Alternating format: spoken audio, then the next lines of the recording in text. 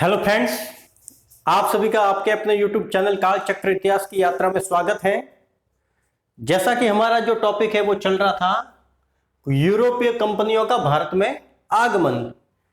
इस टॉपिक को लेकर हमने दो वीडियो बनाए हैं। इसका पहला वीडियो आ चुका है और यह है जो दूसरा वीडियो है जिस पर आज हम चर्चा करेंगे।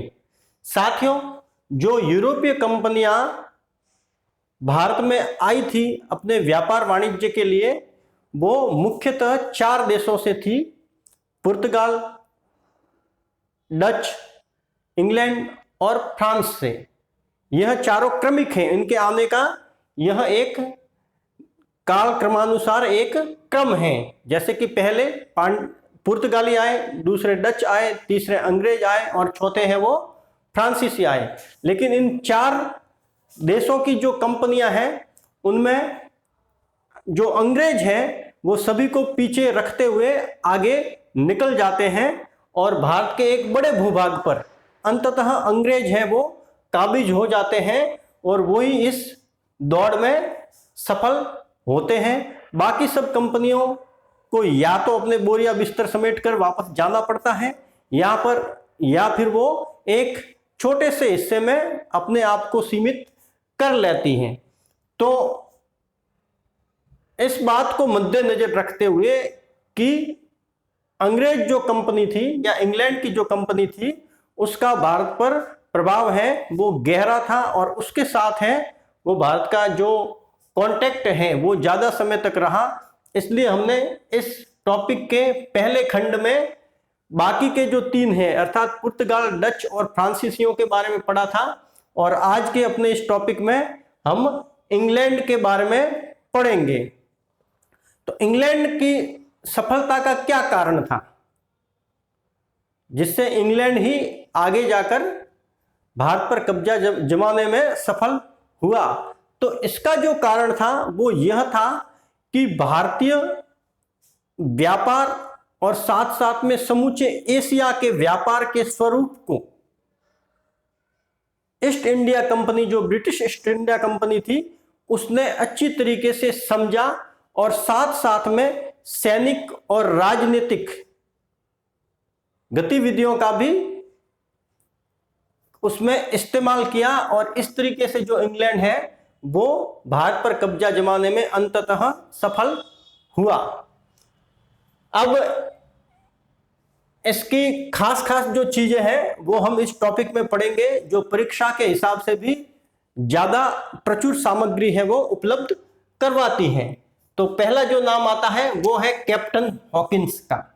कैप्टन हॉकिंस यह 1608 में भारत में आया। इसके आने से पहले 1599 में ब्रिटिश ईस्ट इंडिया कंपनी की स्थापना हो चुकी थी। 1599 1600 ईस्वी में ब्रिटिश ईस्ट इंडिया कंपनी की स्थापना है वो हो चुकी थी और उस वक्त की जो ब्रिटेन की महारानी थी, महारानी एलिजाबेथ टेलर, क्या नाम था? महारानी एलिजाबेथ टेलर, उसने कंपनी को, ब्रिटिश ईस्ट इंडिया कंपनी को भारत के साथ या पूर्व के साथ व्यापार के लिए 15 साल का अधिकार दिया था। तो उसी के तहत 1608 में जो कैप्टन हॉकिंस है वो 1608 में जेम्स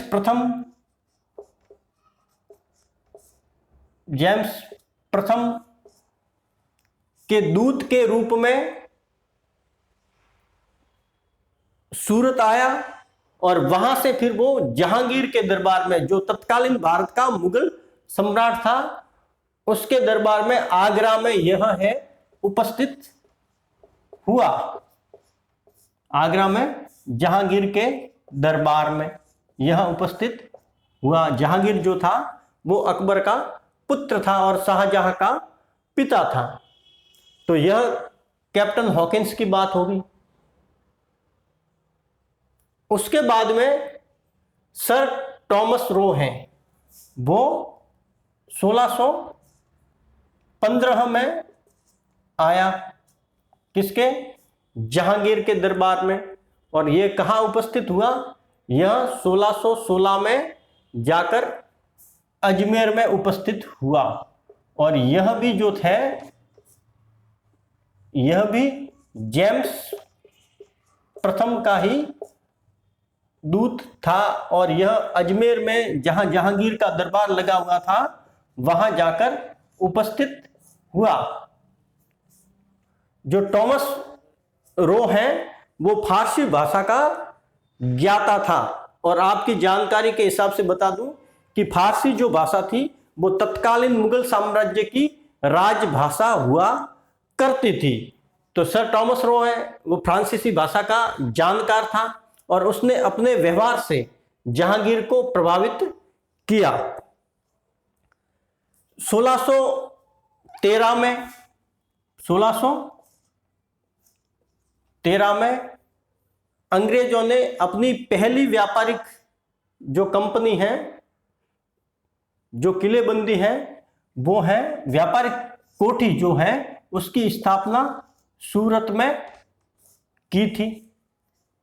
उसकी स्थापना कहां पर की थी? सूरत में की थी। पहली व्यापारिक कोठी की स्थापना 1613 में अंग्रेजों ने सूरत में की। वो इन्हीं लोगों के प्रयासों से हुई। और इन्हीं लोगों के प्रयासों से जो जहांगीर है उसकी जो मनः स्थिति है वो अंग्रेजों के प्रति अनुकूल बनी। लेकिन सूरत के जो व्यापारी थे उन्होंने जहांगीर के कान भरने शुरू किए और उसके बाद में जहांगीर ने इनको वापस निकल जाने को भी बोल दिया। लेकिन अंततः 1613 में सूरत में कोठी स्थापन के लिए अनुमति है वो मिल गई। अब सुनहरा फरमान, यह 1632 की घटना है। गोलकुंडा के राजा द्वारा दक्षिण भारत में स्थित है गोलकुंडा जिसकी जो राजधानी है वो हैदराबाद हुआ करती थी। उस गोलकुंडा के राजा द्वारा 500 पैगोडा जो कि वहां की मुद्रा हुआ करती थी, 500 पैगोडा वार्षिक देने के बदले गोलकुंडा के बंदरगाहों से अंग्रेजों को व्यापार करने की छूट हो गई। यह 1632 में हुआ, 500 पैगोडा के बदले हुआ।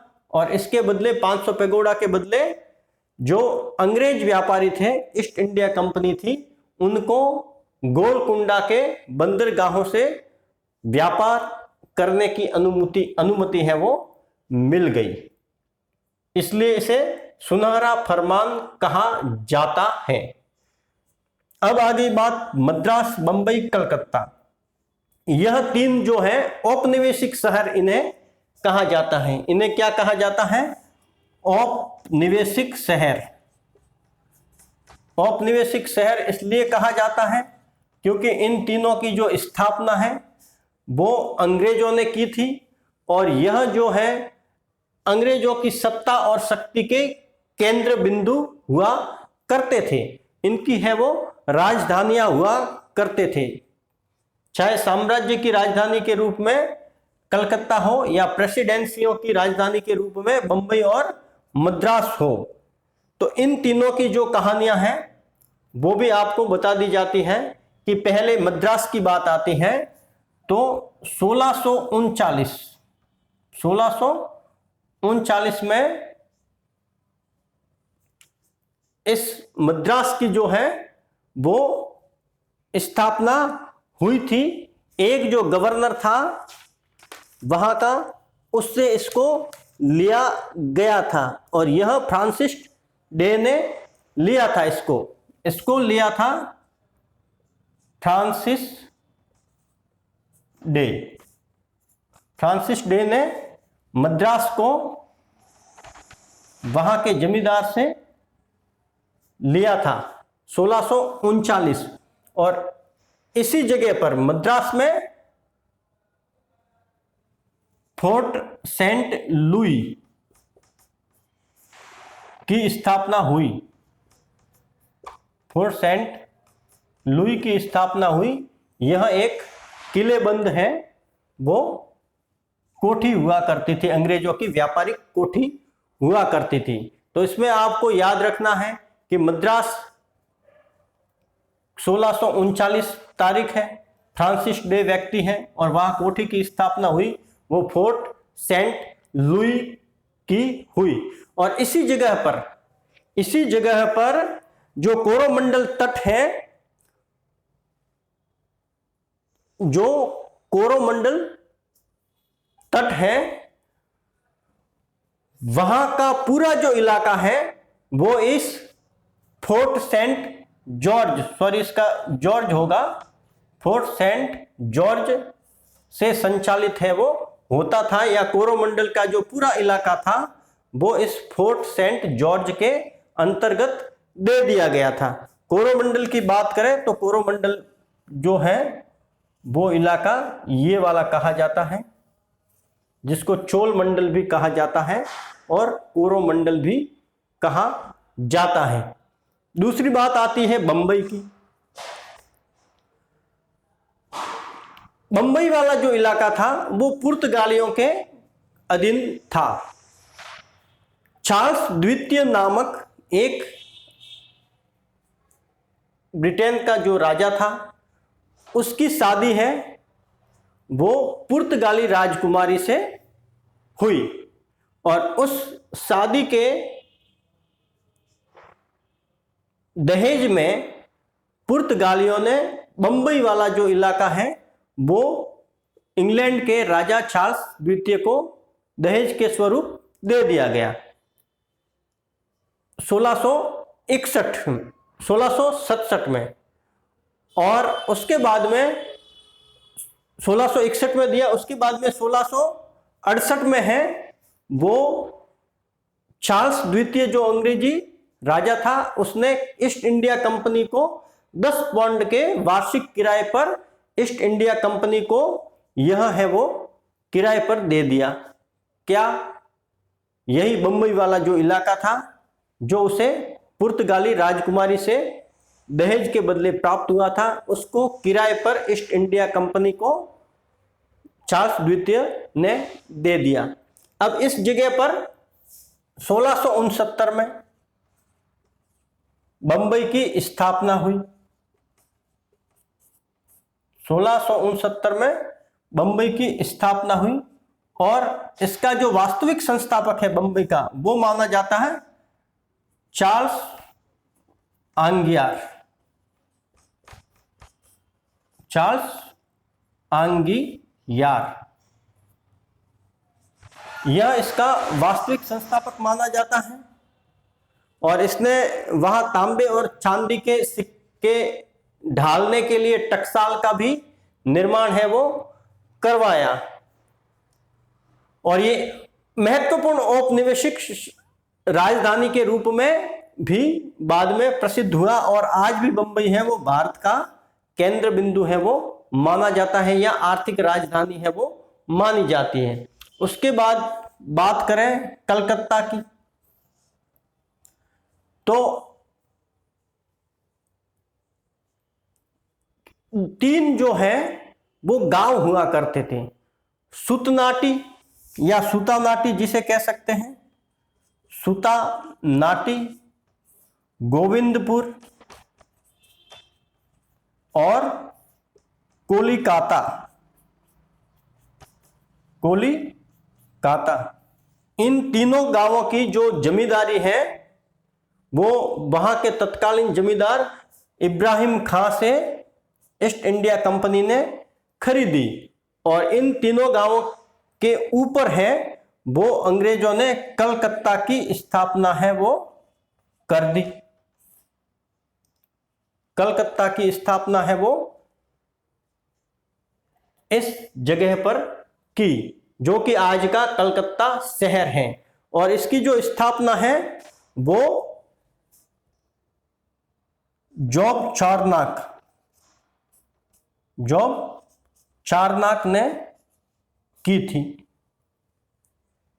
तो आप इसमें ये ध्यान रखिएगा कि मद्रास है वो 1639, बंबई है 1669, और यह जो है इसकी स्थापना जॉब चार्नक ने की थी, इसकी स्थापना चार्ल्स ऑंगियर ने की थी, और इसकी फ्रांसिस डे ने की थी। ये जो प्रश्न है वो परीक्षाओं में बार बार पूछे जाते हैं और ये बड़े कंफ्यूजन है जो पैदा करते हैं, क्योंकि इनके नाम ऐसे हैं जो याद नहीं रहते और हम भूल जाते हैं, क्योंकि ये भारतीय नाम नहीं है। भारतीय नाम होने पर हमें बहुत जल्दी याद हो जाते हैं। अंग्रेजी जो नाम है या अंग्रेजों के जो नाम है वो बड़े मुश्किल से याद होते हैं। अब ये हो गया। अब आगे हैं फर्रुखसियर, शुरमन और हैमिल्टन। बात करें 1717 की, तो उस वक्त जो राजा हुआ करता था वो था फर्रुखसियर। यह मुगल बादशाह हुआ करता था, मुगल बादशाह हुआ करता था। और इसके यहां एक शिष्टमंडल आया, इसके दरबार में एक शिष्टमंडल आया जिसकी जो मुखिया जो था वो था शुरमन, उसका नाम था शुरमन। यह शिष्टमंडल है वो ईस्ट इंडिया कंपनी के लिए व्यापारिक सुविधाएं प्राप्त करने के लिए आया था। बड़ी मात्रा में व्यापारिक सुविधा इनको चाहिए थी और उसके लिए यह शिष्टमंडल है वो मुगल बादशाह जो था उससे भेंट करने को आया था। अब इनके साथ में, इस शिष्टमंडल के साथ में हैमिल्टन नामक एक डॉक्टर भी था। तो जब ये फर्रुखसियर से मिले तो फर्रुखसियर को एक बड़ा पुराना और भयंकर रोग था। उस रोग से दुखी होने के कारण यह जो परेशान रहता था उसका जो इलाज है वो हैमिल्टन ने कर दिया और उसको स्वस्थ कर दिया। इससे खुश होकर फर्रुखसियर ने अंग्रेजों को बड़ी मात्रा में व्यापारिक सुविधाएं दे दी और इसी का अंग्रेजी कंपनियों ने, अंग्रेजों ने बड़ा ही फायदा उठाया। तो यह जो है अंग्रेजों की जो महत्वपूर्ण जो घटनाएं थी वो हमने देखी। अब उस वक्त जितनी भी व्यापारिक कंपनियां थी जिन जिन देशों की, उनमें सबसे जो प्रबल थी वो इंग्लैंड और फ्रांसीसी कंपनियां थी। और यूरोप में भी यह जो दो देश हैं वो ही प्रतिस्पर्धी, विरोधी और शक्ति के मामले में एक दूसरे के आसपास रहते थे। तो इनमें है वो तनातनी यूरोप में भी लगातार हमेशा बनी रहती थी। यही भारत में भी हुआ। जब ये भारत में आए तो यहां भी इनके लिए सत्ता प्राप्ति के लिए, भारत पर काबिज होने के लिए दोनों में तनातनी चलती थी। तो यह जो तनातनी है वो भारत में अंग्रेजों और फ्रांसीसियों के बीच में 3 युद्धों के रूप में सामने आई। और यह जो 3 युद्ध हैं वो 3 युद्ध कर्नाटक युद्ध के नाम से जाने जाते हैं। कर्नाटक युद्ध के नाम से जाने जाते हैं क्योंकि ये जो 3 युद्ध हैं वो कर्नाटक जो इलाका है उस इलाके में ही लड़े गए थे। अब ये जो 3 युद्ध हैं ये कब हुए, क्यों हुए और कौन सी संधि के बाद में इसका अंत हुआ। तो जो पहला कर्नाटक युद्ध था, कर्नाटक युद्ध, इसको आपको बहुत बड़ी ही सरलता से समझा देते हैं। जो पहला कर्नाटक युद्ध था वो हुआ था 1746 से लेकर 48 के बीच में, 1746 से लेकर 1748 के बीच में, अर्थात यह 2 साल तक चला। इसका जो कारण था वो था यूरोप में ऑस्ट्रिया के उत्तराधिकार को लेकर ऑस्ट्रिया के उत्तराधिकार को लेकर, ऑस्ट्रिया के उत्तराधिकार को लेकर, और इसका जो अंत हुआ वो एक्स-ले-शापेल की संधि से हुआ। एक्स-ले-शापेल की संधि से इसका युद्ध अंत है जो इस युद्ध का हुआ। अब इसका जो दूसरा है युद्ध, वो इसके 1 साल बाद में ही वापस हो जाता है, अर्थात 1749 से लेकर 54 तक। यह है वो 5 साल चला। यह युद्ध है वो 2 साल चला। यह युद्ध है वो 5 साल चला। और इसका जो कारण था वो था भारत में कर्नाटक और हैदराबाद के उत्तराधिकार को लेकर।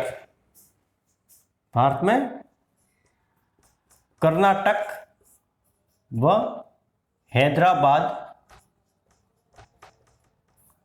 के उत्तराधिकार को लेकर।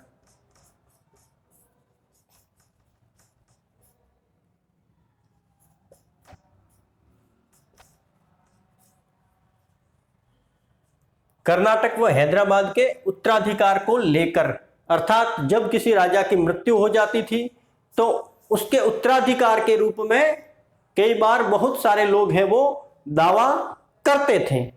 तो ऐसा इन दोनों जगहों पर भी हुआ, कर्नाटक और हैदराबाद। जैसे कि भारत की बात करें तो यहाँ हैदराबाद और यहाँ कर्नाटक, इन 2 जगहों पर हुआ। तो इसमें जो 2 उस वक्त की यूरोपीय शक्तियां थी, इंग्लैंड और फ्रांस, इन दोनों ने अपने अपने लोगों का साथ दिया और वो भी आपस में युद्ध में आमने सामने हो गए। तो इसकी जो संधि है वो पांडिचेरी की संधि कही जाती है। यह जो संधि है, इस युद्ध का जो अंत है वो पांडिचेरी की संधि से हुआ।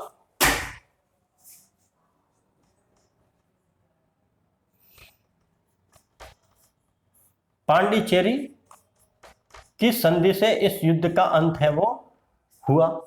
अब जो तीसरा युद्ध है, वो तीसरा युद्ध है वो इस युद्ध के 2 साल बाद में 1756 से लेकर 63 के बीच में चला और यह 7 साल चला। पहला जो युद्ध है वो 2 साल चला, दूसरा 5 साल चला और तीसरा है वो 7 साल चला। इनके जो सन है वो 1746 से 48, 1749 से 54 और 1756 से 63। इसका जो कारण था वो था यूरोप में इंग्लैंड और फ्रांस के बीच में युद्ध की शुरुआत हो गई 1756 में। उस युद्ध को सप्तवर्षीय युद्ध इतिहास में कहा जाता है। उस युद्ध को सप्तवर्षीय युद्ध कहा जाता है। इसकी जो शुरुआत है वो यूरोप में इंग्लैंड और फ्रांस के मध्य हुई थी। अब जो इंग्लैंड और फ्रांस के मध्य यूरोप में अर्थात मातृदेश में जो युद्ध हुआ, तो उसका जो असर है वो भारत की धरती पर भी होना ही था। तो यहां भारत में भी इंग्लैंड और फ्रांस के मध्य युद्ध है वो हो गया और यह 7 वर्ष तक चला। जब तक यूरोप में ये चलता रहा तब तक भारत में भी चलता रहा और जैसे ही यूरोप में संधि हुई इस युद्ध के अंत के लिए, वैसे ही भारत में भी इस युद्ध का अंत है जो हो गया। तो इसके लिए जो संधि हुई थी उस संधि को पेरिस की संधि कहा जाता है। पेरिस की संधि। अब देखिए साथियों, आपको जो सन है वो तो याद करना ही पड़ेगा। ये ध्यान रखना, पहला 2 साल, दूसरा 5 साल, तीसरा 7 साल। अर्थात जैसे जैसे आगे बढ़ेंगे युद्ध का जो काल है वो बढ़ता जाएगा, 2, 5, 7। अब अगर इनके कारणों की तरफ चर्चा करें तो जो कारण है वो पहले और दूसरे युद्ध के कारण तो उत्तराधिकार को लेकर है। पहले युद्ध का कारण यूरोप में जो ऑस्ट्रिया देश है वहां के उत्तराधिकार को लेकर है, और दूसरे युद्ध का जो कारण है वो भारत में कर्नाटक और हैदराबाद के उत्तराधिकार को लेकर है। और तीसरा जो कारण है वो सप्तवर्षीय युद्ध था। और इनकी जो तीनों संधि हैं, तो पहली एक्स-ले-शापिल, दूसरी पांडिचेरी और तीसरी पेरिस की संधि है। इनको आप शॉर्ट में ए-पा-पे करके याद कर सकते हैं। ए-पा-पे, एक्स-ला-शापिल, पांडिचेरी और पेरिस की संधि। तो इस तरीके से जो अंग्रेज हैं वो है भारत में महत्वपूर्ण हो गए। एक वांडीवास का जो युद्ध है 1760 में, वो इसी युद्ध के दौरान हुआ था, वांडीवास नामक जगह पर, जहां पर अंग्रेजों ने निर्णायक जीत है वो फ्रांसीसियों पर हासिल की थी। इस युद्ध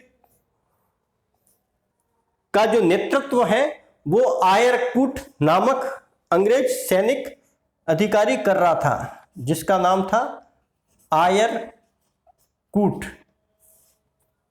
यह महत्वपूर्ण सैनिक अधिकारी था, वो इसका नेतृत्व कर रहा था। और इस वांडीवास युद्ध ने फ्रांसीसियों के किस्मत का निर्णय कर दिया। अर्थात फ्रांसीसी हैं उनको भारत से बेदखल कर दिया गया, और अंग्रेज हैं वो भारत की सत्ता पर धीरे धीरे काबिज हो गए।